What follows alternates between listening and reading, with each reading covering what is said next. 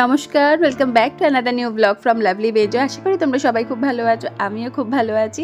হ্যাঁ, প্রথমে একটু ক্ষমা চেয়ে নিচ্ছি, কারণ মেঘালয়ের প্রত্যেকটা ব্লগ আমি টাইম মতো ছাড়তে পারিনি। কিছুটা হচ্ছে আমার নিজের দোষে, আর কিছুটা হচ্ছে নেটের প্রবলেম ছিল, মারাত্মক পরিমাণে নেটের প্রবলেম ছিল ওখানে, যেহেতু আমি ভিডিওটা কন্টিনিউই করতে পারিনি, একেবারেই না, মানে বাড়িতে পর্যন্ত ফোন আমি করতে পারছিলাম না। যাই হোক, তো বেশি কথা না বলে মেঘালয়ের ব্লগগুলো যখন যেভাবে দেবো প্লিজ একটু দেখো, কমেন্ট করে জানিও কেমন লাগলো। আশা করি ভীষণ ভালো লাগবে। এই বিউটি সত্যি মানে আমি সারা জীবনে ভুলবো না। তো চলো আজকে ব্লগটা শুরু করা যাক। হ্যাঁ, ব্লগের প্রথমেই দেখতে পাচ্ছ প্রচুর খাওয়া দাওয়া। হ্যাঁ, আমরা সকালবেলা স্নান করে আমাদের টাইম দেয়া আছে 8টার সময়, বাট আগের দিন যেহেতু প্রচুর জার্নি হয়েছে, আমরা একটু রিকোয়েস্ট করেছিলাম আমাদের ওই দাদাকে যে আমাদের একটু আজকে দেরি হবে, 8টার মধ্যে পারবো না, কারণ ঠান্ডার মধ্যে দুনকে স্নান করিয়ে রেডি হয়ে বেরোনো, আর দুনের খাবার আমি সবসময় ক্যারি করি, সেটা আমার দেখানো হয়ে ওঠে না। যাই হোক, তো আজকে হচ্ছে মেঘালয়ের আমাদের প্রথম দিন। আমরা যাচ্ছি এখন চেরাপুঞ্জি। এখান থেকে যেতে মোটামুটি 2 ঘন্টা মতো লাগবে, যা আমাদের ওই দাদা বললেন। তো রাস্তায় বেরিয়ে না, মানে মেঘালয়ের রাস্তার সৌন্দর্য যে এতটা অপূর্ব, আমি সত্যি না দেখলে, মানে যে না দেখবে সে যে জীবনে কত বড় মিস করবে সেটা আর বলার না। অপূর্ব ফিলিংস, অপূর্ব, মানে মনে হচ্ছে না আমাকে যেন কেউ রেখে দিয়ে চলে যাক, আমি এখানেই থাকি। এত সুন্দর অপূর্ব চারিদিক, যেন মনে হচ্ছে প্রকৃতি একেবারে সেজে উঠেছে, অসাধারণ। যেরকম বলছিলাম যে বৃষ্টিটা এখানে কমন। রোজই ঘুম থেকে উঠে রেডি হব, মানে রোজই না, এটা যেহেতু আমাদের প্রথম দিন, তো ঘুম থেকে উঠে রেডি হব, একটু মনে একটু দ্বিধা হচ্ছিল বটেই। তার কারণ হচ্ছে বৃষ্টি হচ্ছিল, বাইরে প্রচুর বৃষ্টি হচ্ছিল।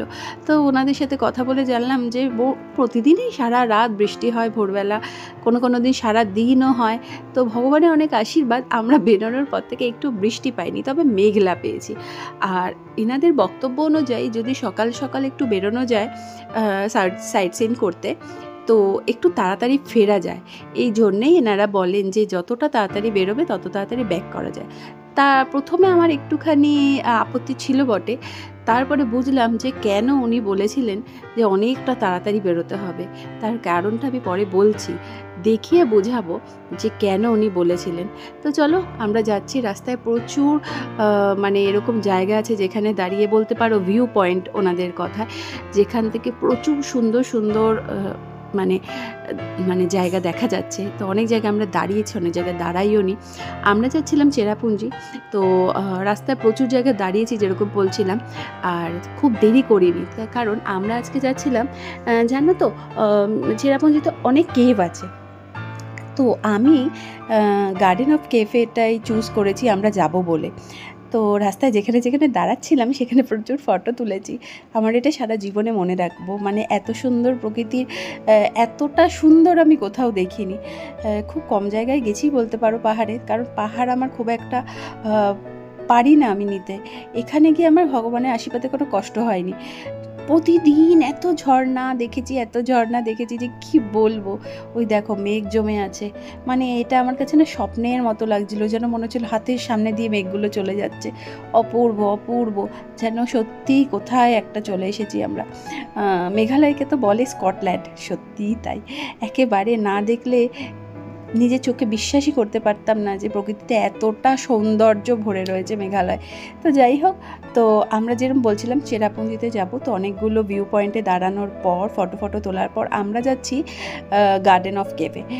তো ওখানে সারাটা দিন অনেকটা টাইম, মানে পৌঁছানোর পর অনেকটা টাইম লাগে ওখানে ঘুরতে, তাই এই ভিডিওতে আমি সেটা শেয়ার করতে পারিনি, কারণ অনেকটা বেশি হয়ে যাবে ব্লগটা। আজকে আমি চেরাপুঞ্জির যে সাইড সিনটা সেটাই আমি তোমাদের পুরোটা তুলে ধরেছি, রাস্তাঘাট বলো যেখানে যেখানে দাঁড়িয়েছি, আর কেভের পুরো ভিডিওটা আরেকটা অন্য ভিডিওতে আমি দিয়েছি, সেটা তোমরা দেখে নিও। অপূর্ব একটা সুন্দর কেভ, যেখানে মানে মন ভরে যায় একদম, সত্যি বলছি। তো চলো রাস্তাঘাটগুলো বলো কেমন লাগছে, অসাধারণ। এই যে পাহাড়ের রাস্তা বোঝা খুব দায়। পাহাড়ের রাস্তা আমরা সচরাচর দেখেছি খাড়াই রাস্তা, তবে হ্যাঁ একটু পরেই আসবে খাড়াই রাস্তা, দেখে আমার একদম বুক কেঁপে গেছিলো। আর রাস্তা এই দেখো, আমরা চলে এসেছি আরেকটা কথা বলতে বলতে অন্য ভিউ পয়েন্টে। অসাধারণ, এখানে প্রচুর লোক দাঁড়িয়ে ফটো তুলছে, যেন একটু না আমাকে ধাক্কা মারলে আমি খাদ থেকে পড়ে যাব। একদম খাদের এপারে আমরা দাঁড়িয়ে আছি, আর দুন তো যেন মনে হচ্ছে ও এক অন্য সৌন্দর্যের সাথে ওর দেখা হয়েছে। কোনো অ্যাক্টিভিটি নেই, কিছু নেই, তবে এটা মন ভরানো সৌন্দর্য। যাই হোক, মেঘে ঢাকা পুরো চেরাপুঞ্জি, মেঘের আলয় মেঘালয়, সত্যিই তাই। মেঘ কেটে কেটে রাস্তা দিয়ে যাচ্ছিলাম, এই যেন একটা মানে কী যে অনুভূতি হচ্ছিল তোমাদের বোঝাতে পারবো না। ভয়ও প্রচুর হচ্ছিল, প্রচুর। ছেলে কোলে নিয়ে শুয়ে আছি আর প্রচণ্ড ভয় হচ্ছিল। রাস্তা দিয়ে যখন যাচ্ছিল বাঘগুলো একটা করে বাঘ আসছে আর পুরো মেঘে ঢাকা। সামনে মানুষ দেখা তো অনেক দূরে, রাস্তাটা যে মোড় ঘুরছো সেটাও দেখা দেয়। ওই দেখো মেঘে ভর্তি একদম, ভীষণ। এখানটা আমরা অনেকটা সময় কাটিয়েছি, তারপরে আবার রওনা দিয়ে দিয়েছি। দেখো নিচে একটা ছোট্ট শহর, কি সুন্দর লাগছে রাস্তার নিচে। আর ওই যে মেঘে ঢাকা, পুরো কিচ্ছু আর দেখা যাচ্ছে না। একবার দেখা যাচ্ছে, একবার দেখা যাচ্ছে না। বললাম না দেখলে বোঝা যাবে না। একটা ছোট্ট ছোট্ট শহর, ভীষণ সুন্দর করে সাজানো আছে। যাই হোক, তো একটু তারপর ঠান্ডা লাগছিল। হ্যাঁ, এই টাইমটা আমরা ফিরছি, এই সময়টা আমার খুব ঠান্ডা লাগছিল, কানে ব্যথাও হচ্ছিল। কিন্তু হ্যাঁ, জানলা খুলে আমি যা আনন্দ করেছি এটা আমি কোনো দিন ভুলবো না। যাই হোক, তারপরে যেটা বলছিলাম, যেই কারণে ওনারা বলেন যে তাড়াতাড়ি বেরোতে, এই হচ্ছে তার কারণ। একটু বিকেল যেই না হলো, এটা কিন্তু বেশি বিকেল নয়, 2:30 থেকে 3টে বাজে এখন, সত্যি বলছি। 2:30 3টের সময় এই অবস্থা রাস্তার। আর যত এগিয়ে যাচ্ছি ভয়ে মানে বুক একদম ধড়ফড় করছে। মাঝে মাঝে খাড়াই রাস্তা আসছে, আর সেই রাস্তা, এই রাস্তাটা অনেকটা তাও ভালো। এই দেখুন, গাড়ি যখন যাচ্ছে তখন কিন্তু সামনেটা কিছুই দেখা যাচ্ছে না, পুরো এই অবস্থা। এইভাবে ভয় করবে না? যখন দেখছি যে দুপাশে জমি আছে তখন ভয়টা আর করছে না, আর যখনই আমি দেখছি আমার পাশে, গাড়ির পাশে পুরো খাদ, তখন আর এই যে এই জায়গাটা আমার তো মানে এত ভয় পাচ্ছিলাম। দেখুন যে রাস্তাটা দেখুন, বা দেখো, আমি কখনো কখনো দেখুন দেখো এই বলি। যাই হোক, দেখো রাস্তাটা মাঝে মাঝে দেখাই যাচ্ছে না। তো যাই হোক, কেমন লাগলো ভিডিওটা বলো, আবার দেখা হবে।